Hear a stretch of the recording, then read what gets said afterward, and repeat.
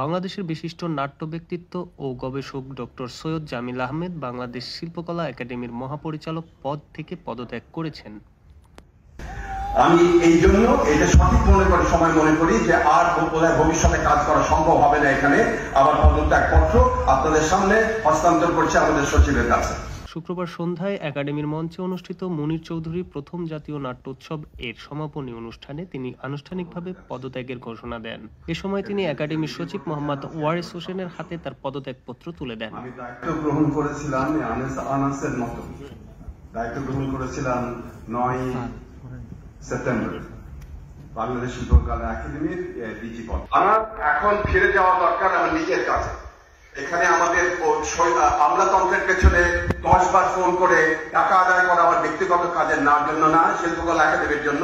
সেই কাজটা না করতে পেরে যদি না করতে দেয় এবং তার জন্য যদি আমাদের পদে পদে পদে বাধা দেয় তাহলে আমার এখানে থেকে লাভ নেই।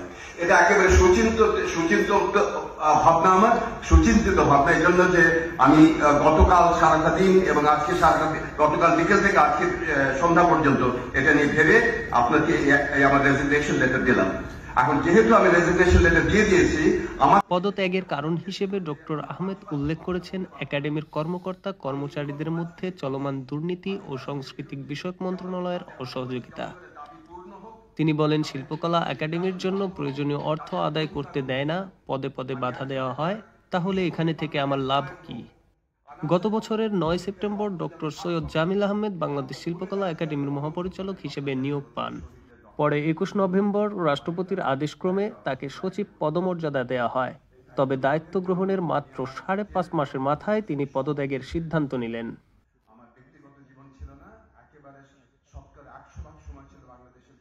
ডক্টর সৈয়দ জামিল আহমেদ বাংলাদেশ নাট্যাঙ্গনের একজন সুপরিচিত ব্যক্তিত্ব।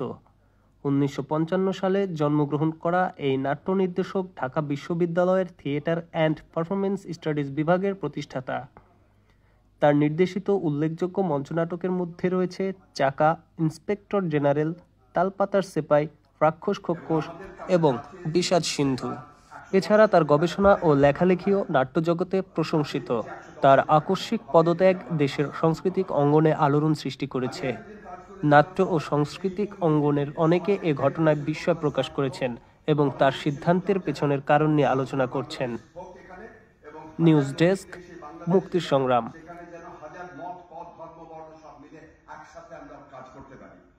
আমার উদ্দেশ্য ছিল শিল্পকলা একাডেমিতে অর্থনৈতিক স্বচ্ছতা আসুক, প্রশাসনিক শৃঙ্খলা আসুক, আর মূলনীতি অনুসৃত শিল্প চর্চা আমরা যেন করতে পারি।